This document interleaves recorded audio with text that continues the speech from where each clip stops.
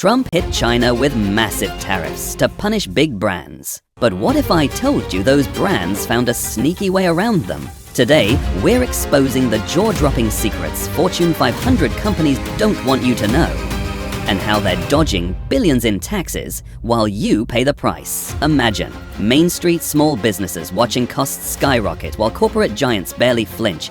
What if I told you that while mom-and-pop shops scramble under crushing new tariffs, the world's biggest brands aren't paying the same sky-high rates? Small retailers and manufacturers are grappling with massive duties, some as high as 145% on goods from China.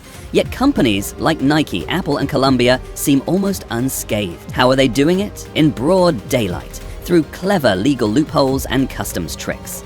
And yes, it's 100% legal. The stage is set for a story of two Americas, one where the little guy is being squeezed by tariffs, and another where corporate titans have quietly found hidden passages around those costs. In early 2025, President Trump unleashed sweeping new tariffs on imports, an industrial-strength trade war unlike any since Smoot-Hawley. A blanket 10% tariff was slapped on imports from virtually every country, plus much higher levies on targeted nations. China took the brunt, up to a 145% duty on some goods. The goal was to rebuild American manufacturing, but the immediate effect was chaos on Main Street. Supplies that once flowed cheaply from overseas suddenly became alarmingly expensive. Suppliers began charging small shops 20-30% more overnight. As one comic book shop owner put it, prices go up at your local small business because we're forced to by these tariffs. Many honest small business owners now face a grim choice: raise prices and lose customers, or absorb the costs and watch profits vanish. Enter the harsh truth. The impact of Trump's tariff surge is anything but equal. Small businesses operating on razor-thin margins have been blindsided by the erratic whiplash effects of changing trade policy. In fact, surveys find 72% of small companies say the erratic tariff policies create a whiplash effect, disrupting their planning. Many family firms fear they'll be driven under. One Massachusetts game maker said tariffs have disrupted a quarter century of healthy growth and put him on the verge of insolvency. Meanwhile, big corporations quietly turn the same challenges into opportunities. These giants have read the fine print and found shortcuts. The result? What's a disaster for small businesses is barely a dent on corporate balance sheets. It's almost like the rich kid in class who peeks at the answer key while the rest of us sweat through the exam. Brands like Nike, Apple, and Columbia legally dodge tariffs using smart strategies, redesigning products to fit lower duty categories, tariff engineering, paying duty on factory prices, first sale rule, reclaiming tariffs on exports, duty drawback, shifting assembly abroad, using duty-free zones, and breaking up invoices to reduce taxable value. These aren't loopholes for billionaires, they're legal tools any savvy business can use to cut tariff costs by up to 99%. Big brands are redesigning products to slice their import tax. Think of it as harmless product tweaks with big savings. For example, Nike's Converse brand adds a fuzzy felt layer to the bottom of Chuck Taylor's sneakers. Not for comfort, but so customs will call them slippers instead of shoes. Slippers carry only a 6% tariff versus 20% or more on athletic shoes. Once those fuzzy soles wear off, Converse won't care. They've already saved millions in import fees. Columbia Sportswear does something similar. Its designers add tiny hidden pockets or ribbed waistbands to women's shirts. These additions qualify the garment for a lower duty category. A plain blouse might face a 26.9% duty, but add one of Columbia's chapstick pockets and the duty drops to around 16%. The end user barely notices. To customs, it's a completely different product. Trade experts call this tariff engineering, and it's perfectly legal. Customs only cries foul if they audit and win in a court case.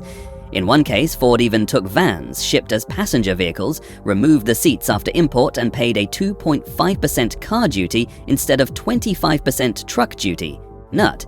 Until it got caught and settled for $365 million. The lesson? Design your product so import duty is minimized. Next up is the first sale rule. Normally, import duties are based on what you pay your overseas supplier, but under US law, you can sometimes trickle the tariff down to the factory price. Here's how it works. If your foreign supplier acts as the importer of record under a DDP, delivery duty paid, contract, customs lets you calculate duty on the price the manufacturer charges, not the marked up price you ultimately pay. In plain English, say a gadget costs the factory $10 to make. but your supplier charges you $20, with first sale tariffs are levied on $10 instead of $20, immediately cutting your duty bill in half. This isn't tax fraud, it's a court-approved loophole from 1988. Yet most importers never ask for it. Big brands, however, insist on DDP terms and keep meticulous records. Their accountants love telling customs, "We already paid the factory price, we'll pay duty on that." It's as if they say to customs, "Why tax the markup when you can just tax the base cost?" Small sellers often miss this trick, but it can be a game changer if properly done. What about goods that come in and then go back out? Duty drawback is the US government's own refund program for exactly that. If a company imports products or parts and later exports them or destroys them, it can claim back up to 99% of the duties paid. Picture this.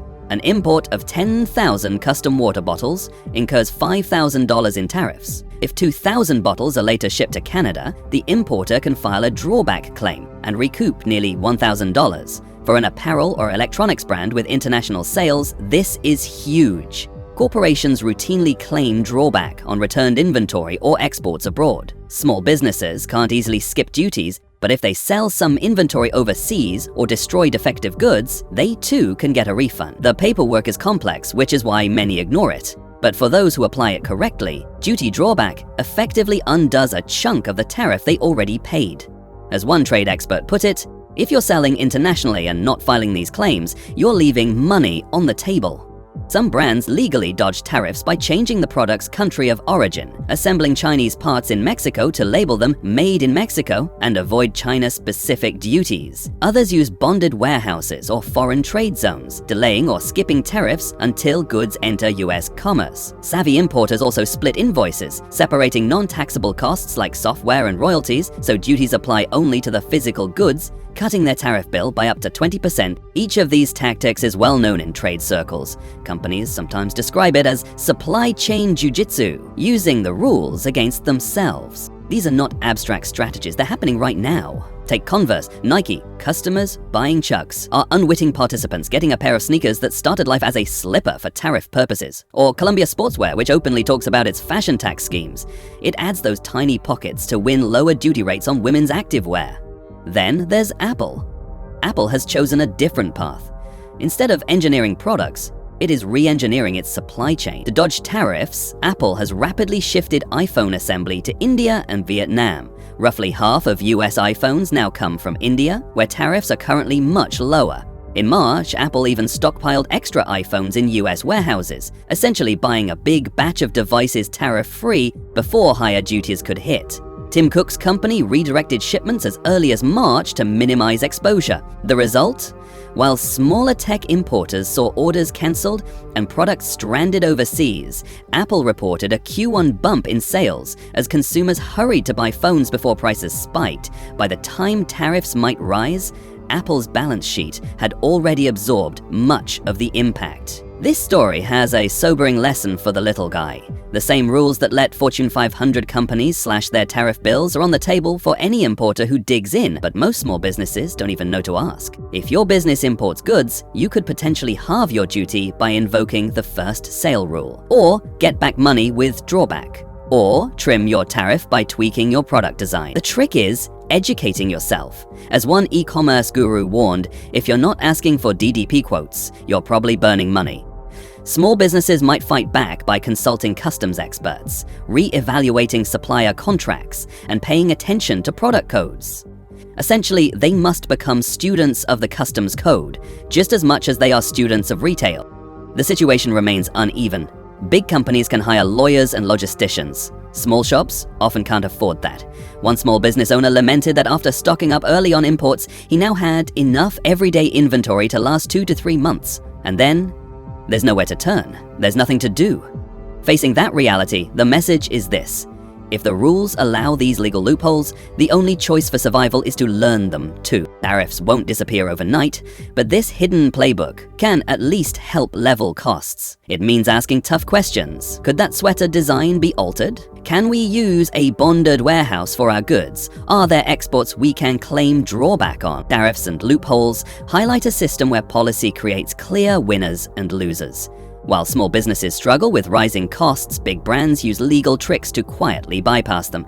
It's not illegal, But fairness is debatable.